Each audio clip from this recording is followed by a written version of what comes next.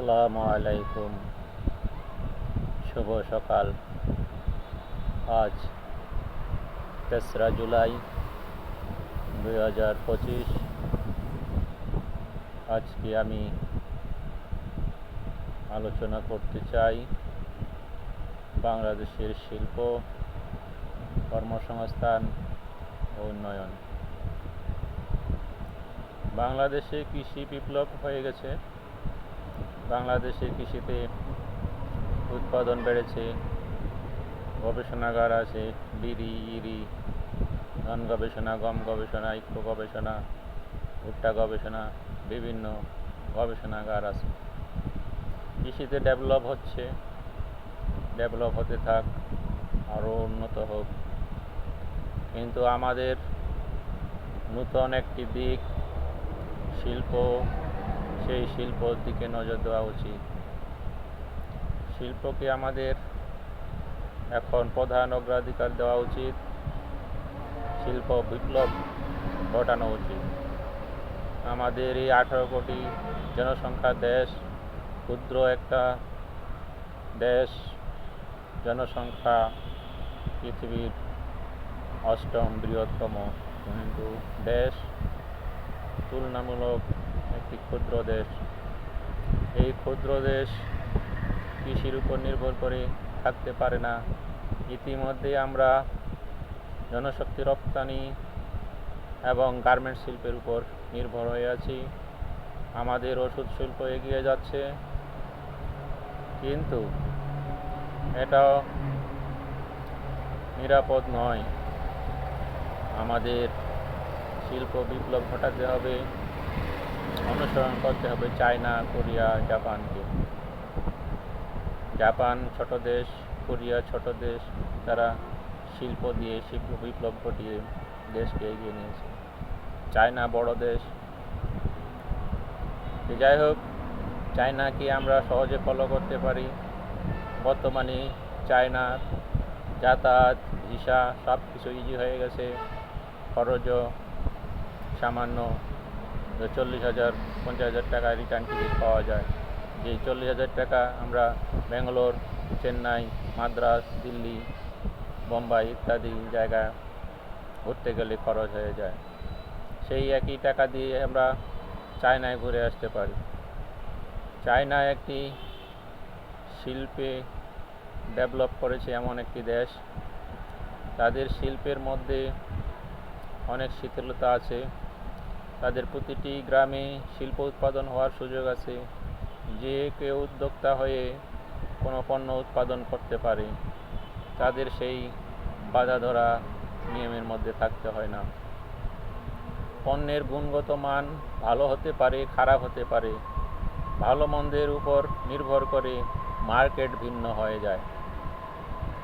আপনারা দেখবেন বেইজিংয়ের মার্কেট বাংলাদেশ কখনো কেনাকাটা করে না, পাকিস্তান করে না, ভারত করে না, শ্রীলঙ্কা করে না।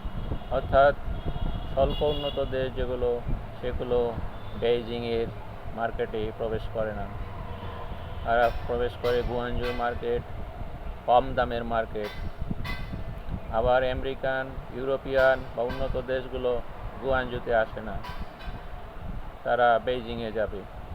অর্থাৎ একই পণ্য একই দেশ থেকে কোয়ালিটি এবং দাম ভিন্ন। সেই ক্ষেত্রে উৎপাদনের গুণগত মান নির্ভর করে। একই কোম্পানি একটি পণ্য উৎপাদন করে, যদি কোয়ালিটি সম্পন্ন হয় সে এক জায়গায় যাবে, যদি কোয়ালিটি খারাপ হয় সে আরেক জায়গায় যাবে। আমরা সেই সব ফর্মুলা ব্যবহার করতে পারি। আমাদের কোনো উদ্যোক্তা যখন একটি ব্যবসায়, উৎপাদনমুখী ব্যবসায় নামতে যায়, তখন তার কাগজপত্র ঠিক করতে, অনুমোদন নিতে বিভিন্ন ঝামেলার মধ্যে শেষ করতে হয়। আর এই ঝামেলা শেষ করতে করতে তার ব্যবসার উপর বিরক্তি এসে যায়। কখনো তার ব্যবসা সফল হতে পারে, কখনো হতে পারে না। কিন্তু এটাকে আমরা যদি একটি নির্দিষ্ট নিয়ম শৃঙ্খলার মধ্যে নিয়ে আসতে পারি, যে কোনো উদ্যোক্তা প্রথম 2টি বছর 3টি বছর তার পণ্য যাই হোক, তার বিএসটিআই সহযোগী হিসাবে থাকবে, কোনো অনুমোদনের জন্য নয়, পারমিশনের জন্য নয়। বিএসটি দেখবে এই ইন্ডাস্ট্রি উৎপাদন করতেছে, তার কোয়ালিটি কেমন। যদি কোয়ালিটি খারাপ হয় তাহলে খারাপ হিসাবে তার পণ্য কম দামে মার্কেটে থাকতে পারে। আবার যদি কোয়ালিটি সার্টিফিকেট পায়, সে সার্টিফিকেট পেয়ে সে গুণগত মানসম্পন্ন উচ্চ মূল্য নির্ধারণ করতে পারে। অর্থাৎ উদ্যোক্তাটা বেঁচে গেল। এখন কোনো উদ্যোক্তা শুরু করলো, তার এই 1 বছর 2 বছর 3 বছর যাচাই বাছাই করার পরে তার মানসম্পন্ন প্রোডাক্ট আসলো। সেই মানসম্পন্ন প্রোডাক্ট দেশে এবং বিদেশে রপ্তানিযোগ্য হতে পারে।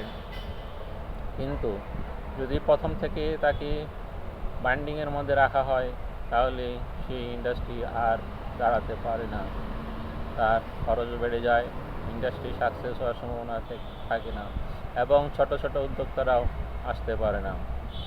সেই সঙ্গে আমাদের আরও একটি বিষয় লক্ষ্য করতে হবে, আমাদের বড় বড় শিল্প গ্রুপগুলো ছোটোখাটো সব ব্যবসা তাদের কন্ট্রোলে নিয়ে আসে। তাহলে ছোট ছোট উদ্যোক্তা কিভাবে দেশে তৈরি হবে, বা তৈরি করে লাভ হবে না, তারা সেখানে টিকতে পারবে না। তাই কিছু কিছু নীতিমালা প্রয়োজন, যেই নীতিমালার আলোকে বড় বড় কোম্পানি ছোট ছোট প্রোডাক্ট বা পণ্য নিয়ে উৎপাদনে না যাওয়ার বা মার্কেটিং না করার। ছোট পণ্য স্বল্প মূল্যের যেসব ইন্ডাস্ট্রি, সেগুলো মধ্যবিত্ত, নিম্নবিত্ত বা একেবারে সাধারণ উদ্যোক্তাদের জন্য উন্মুক্ত করে দেওয়া উচিত, যেন তারা সাধারণ মানুষ, ছোট উদ্যোক্তারা সহজে ছোটো বিজনেসে জড়িত হতে পারে, উদ্যোক্তা হতে পারে। এতে করে দেশে কর্মসংস্থান সৃষ্টি হবে, উদ্যোক্তা বৃদ্ধি পাবে, ব্যবসায় সফল হবে। কিন্তু সব ব্যবসা যদি বড় বড় কোম্পানিকে দিয়ে দেওয়া হয়, তাহলে দেশে আর উদ্যোক্তা তৈরি হবে না, কর্মসংস্থান তৈরি হবে না। বড় কোম্পানি আধুনিক যন্ত্র ব্যবহার করে উৎপাদন বৃদ্ধি করবে, কর্মসংস্থান হবে না। বড় কোম্পানি তার প্রোডাক্ট সারা দেশে ছড়িয়ে দিবে, ছোট ছোট উদ্যোক্তারা ব্যবসা করতে পারবে না।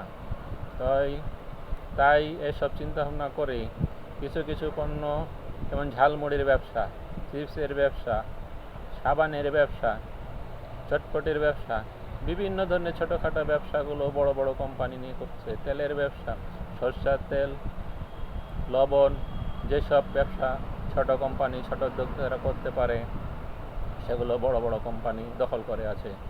আর এই বড় কোম্পানি দখল করে থাকার ফলে দেশে নতুন করে উদ্যোক্তা তৈরি হতে পারছে না। এই সব বিষয়, বড় বড় কোম্পানি কী কী ইন্ডাস্ট্রি হওয়া উচিত, এবং তাদের সামর্থ্য থাকলে তারা আরও বড় ইন্ডাস্ট্রিতে যেতে পারে। যখন মেঘনা গ্রুপ, স্কয়ার গ্রুপ, বেশ গ্রুপ, এসব বড় বড় গ্রুপ, বেক্সিমকো, স্কয়ার, এরা বড় বড় ইন্ডাস্ট্রির দিকে নজর দেবে। তারা যদি কোনো নতুন পণ্য নিয়ে আসতে চায়, সেই ক্ষেত্রে তাদের যা আছে তার থেকে আরও বড় কোনো ইন্ডাস্ট্রিতে হাত দিতে হবে, বিনিয়োগ করতে হবে, যেটা ছোট ছোট উদ্যোক্তাদের পক্ষে বা নতুন কোনো উদ্যোক্তাদের পক্ষে সম্ভব নয়।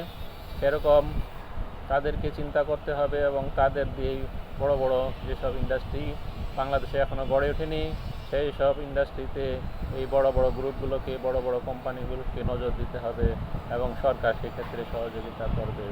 কিন্তু শুধু বড়র দিকে নজর দিলেই হবে না, ছোটোগুলো থেকে তাদের সরে আসতে হবে।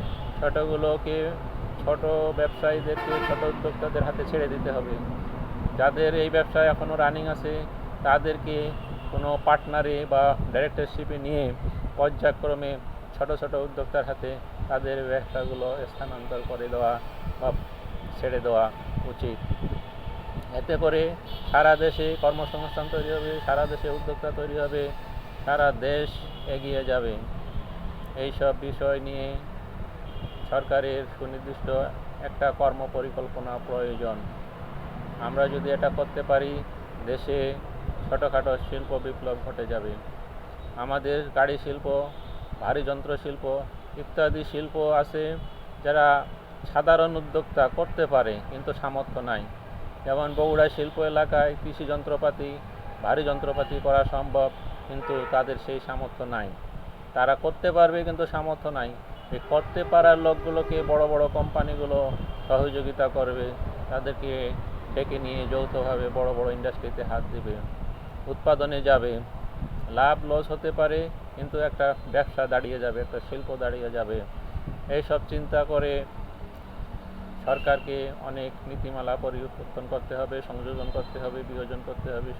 সুপারিশের মাধ্যমে আমার দেশ কীভাবে এগিয়ে যেতে পারে, শিল্প বিপ্লব কীভাবে ঘটতে পারে, সর্বসাধারণ এই শিল্প বিপ্লবে কীভাবে জড়িত হতে পারে ইত্যাদি ইত্যাদি বিষয় নিয়ে সর্বাধিক আলোচনা মিটিং করে দ্রুত শিল্প বিপ্লব ঘটানো উচিত। আলী বাবা, বিটিভি, ঢাকা।